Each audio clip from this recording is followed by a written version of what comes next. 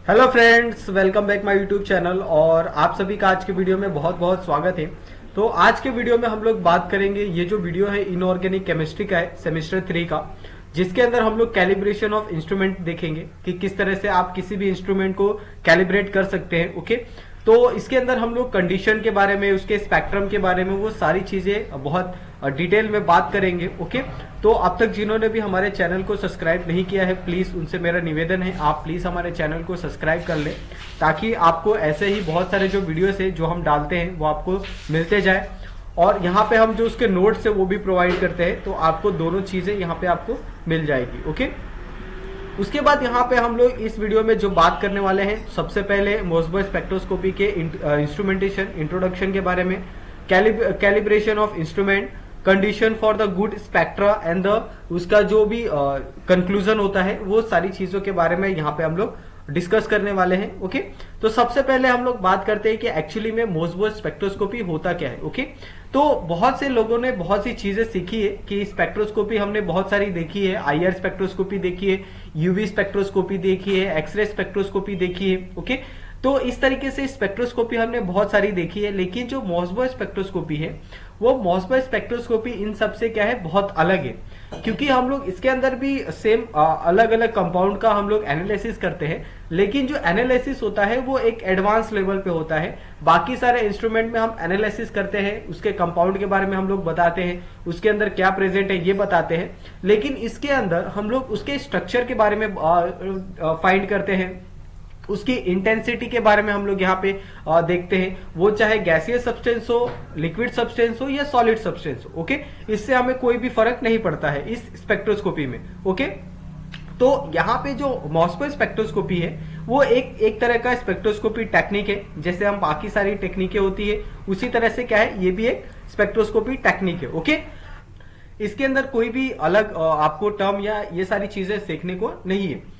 और इसका जो इनोवेशन हुआ था, इसका इनोवेशन यानी 1958 में हुआ था, और इसके जो साइंटिस्ट है वो साइंटिस्ट है रुडोल्फ मोसबियर। ओके, और यहाँ पे आपको देखने को मिलेगा कि इसके अंदर आप रिकॉइलिंग इफेक्ट पढ़ते हो। ओके, और सारी चीजें हैं, बहुत सारी चीजें हैं जो इसके अंदर आप पढ़ते हो। तो इसके अंदर सबसे मेन जो कैरेक्टरिस्टिक्स होता है ये पूरे फंक्शन का, वो होता है रिकॉइलिंग इफेक्ट। तो रिकॉइलिंग इफेक्ट आपने देखा होगा कि अगर आपके पास कोई भी, अगर आप देखते हो कि कोई भी अगर गन चलाता है, कोई भी पिस्टल अगर फायर करता है, तो आप देखते हो कि वो जो उसका हैंड होता है, वो अगर फायर करने के बाद जो उसके अंदर से बुलेट होती है वो तो आगे चली जाती है। ओके, और लेकिन उसके साथ साथ जो उसका हैंड होता है, वो हैंड क्या होता है, थोड़ा सा पीछे मूव करता है। वो पीछे क्यों मूव करता है, क्योंकि जो एक्सेस अमाउंट ऑफ जो पोटेंशियल एनर्जी है उस बुलेट के अंदर, ओके, जब वो फायर होती है एकदम बहुत तेजी से, जब वो निकलती है, तो उसके साथ ही वो थोड़ा सा जो एनर्जी है वो एनर्जी क्या कर देती,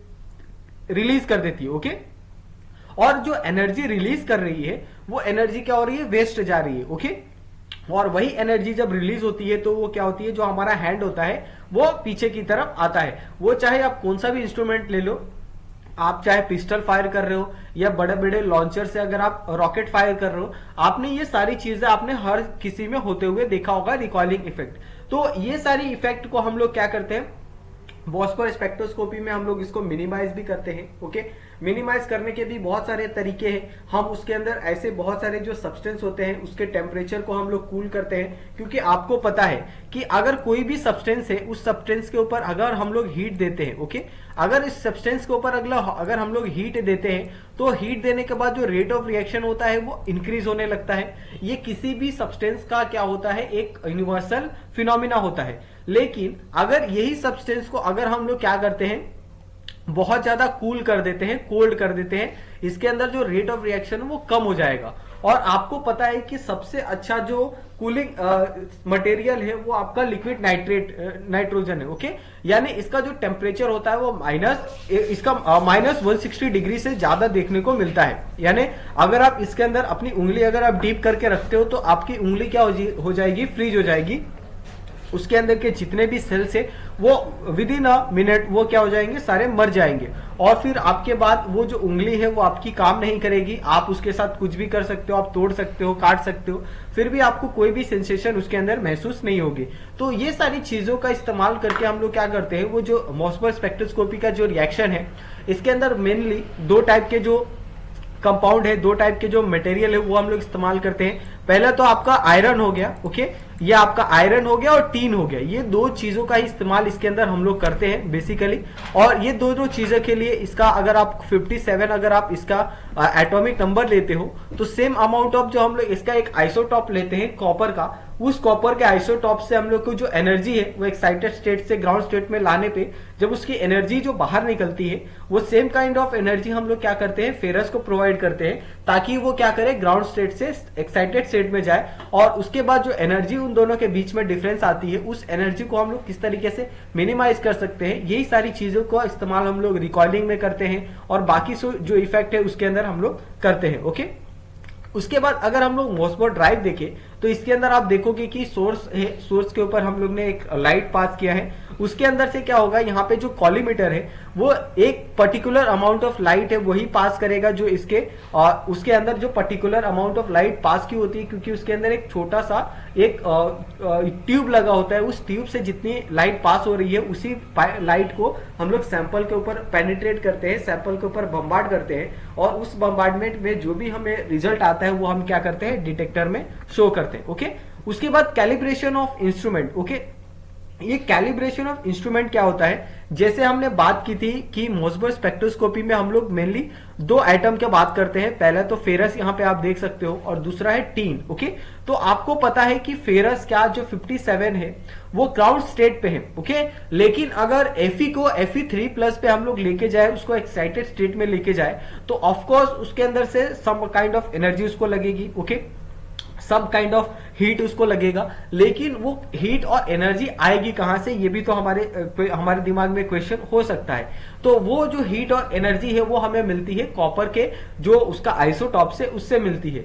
तो कॉपर के जो आइसोटॉप से उससे हम लोग क्या करते हैं, जो एनर्जी है जो वो ग्राउंड जो एक्साइटेड स्टेट से जब वो ग्राउंड स्टेट में आता है तब वो जो एनर्जी रिलीज करता है, उस एनर्जी को हम लोग क्या करते हैं, इस फेरस को सप्लाई करते हैं। ओके, और फेरस को सप्लाई करने के बाद हम लोग क्या करते हैं, इसको एक्साइटेड स्टेट में डालते हैं। ओके, और इसके इन दोनों के बीच में एक रिकॉइलिंग इफेक्ट होता है, तो रिकॉइलिंग इफेक्ट ये फेरस और कोबाल्ट के बीच में आपको देखने को मिलता है। ओके, तो ये आपको समझ गया होगा।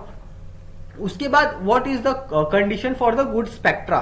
तो आपको पता है कि अगर आप कोई भी एक्सपेरिमेंट करते हो तो उसके अंदर सबसे मेन आपका जो मेन फैक्टर होता है कि अगर आपका जो स्पेक्ट्रा है, स्पेक्ट्रा देख के आपको कोई भी टीचर बता सकता है, कोई भी बता सकता है कि आपने जो भी एक्सपेरिमेंट किया है वो अबव द लेवल है या बिलो द लेवल है, आपका अप टू द मार्क है या फिर उससे ऊपर है या नीचे हो या आप एवरेज हो। तो ये स्पेक्ट्रा देखने के बाद आपको पता चल जाता है कि आपका जो एक्सपेरिमेंट है वो करेक्ट है, परफेक्ट है या बहुत अच्छा है। ओके, तो इसके लिए आपको पता है कि the energy of nuclear transition must be large enough to give useful gamma ray photon. Okay, तो अगर आप जो भी सोर्स ऑफ मटेरियल आप लेते हो, उस सोर्स ऑफ मटेरियल के ऊपर जो भी आप सोर्स ऑफ लाइट डालने वाले हो, वो सोर्स ऑफ लाइट क्या होनी चाहिए, एक अच्छे अमाउंट में होनी चाहिए। ओके, तभी वो क्या होगा, वहां से जो भी अच्छे अमाउंट में जब लाइट होता है तो उसके अंदर से लाइट पास जब सैंपल के ऊपर करती है तो उसके अंदर से हमें एक प्रॉपर तरीके का जो एक इमेज है क्रिस्टल का वो हमें यहाँ पे देखने को मिलता है। ओके, उसके बाद a substantial amount of the nuclear decay must be with the gamma ray emission. Okay, तो इसके अंदर भी आपको न्यूक्लियर डीके देखने को मिलता है गैमा रेज के एमिशन के, तो ये भी एक बहुत अच्छा क्या है, एक गुड स्पेक्ट्रा का कंडीशन है। ओके, उसके बाद और भी जो अदर कंडीशन है, जैसे अगर आप lifetime of the excited state must be the long enough give a reasonably broad emission range. Okay, तो ब्रॉड एमिशन रेंज यानी अगर आपको पता है कि कोई भी अगर पर्टिकुलर अमाउंट ऑफ सब्सटेंस है, पर्टिकुलर अमाउंट ऑफ एलिमेंट है, अगर वो बहुत टाइम तो एक्साइटेड स्टेट में होता है तो वो बहुत अच्छा स्पेक्ट्रा दे सकता है, क्योंकि अगर उसके अंदर कोई फ्लक्चुएशन नहीं हो रहा है, किसी तरह की कोई दिक्कत नहीं आ रही है, तो वो हमें क्या करेगा, एक बहुत ही अच्छा क्या करेगा, स्पेक्ट्रा प्रोवाइड करेगा। ओके, उसके बाद extremely narrow line are not useful. अगर बहुत ज्यादा नैरो लाइन है, जैसे अगर आप यहाँ पे एक स्पेक्ट्रा देखते हो तो आपको स्पेक्ट्रा इस तरीके से देखने को मिलता है। ओके, तो स्पेक्ट्रा में ऐसे बहुत सारे लाइन होते हैं, ऐसे ऐसे ऐसे, ठीक है। तो ये स्पेक्ट्रा हो गया, ठीक है। ये हमें ये समझ में आता है कि हमें यहाँ पे एक स्पेक्ट्रा मिलने वाला है। ओके, लेकिन अगर आपका इस तरीके से है, ठीक है, और इस तरीके से यानी इस तरीके से आपको एक नैरो लाइन मिल रहा है, तो इसको हम लोग क्या करते हैं, कंसिडर नहीं करते। ओके, उसके बाद यहाँ पे अगर आप देखोगे तो excited state of the emitted should be the long live precaution and the easy to handle. Okay, तो ये सारी जो एक तरीके से हम लोग कह सकते हैं कि आपको इसके जो कंडीशन है, प्रिकॉशन है, वो सारी चीज, तो आई थिंक मेरे हिसाब से आपको ये जो पूरा है आपको बहुत अच्छे से समझा होगा। और अगर आपको बहुत अच्छे से समझा होगा तो प्लीज आप हमारे चैनल को सब्सक्राइब कर ले, ताकि आपको ऐसे ही बहुत सारे जो वीडियोस है, इंफॉर्मेटिव वीडियोस, वो आपको मिलते रहे। ओके, और हमारे चैनल को प्लीज सब्सक्राइब कर ले। थैंक यू सो मच, मिलते हैं हम लोग नेक्स्ट वीडियो में।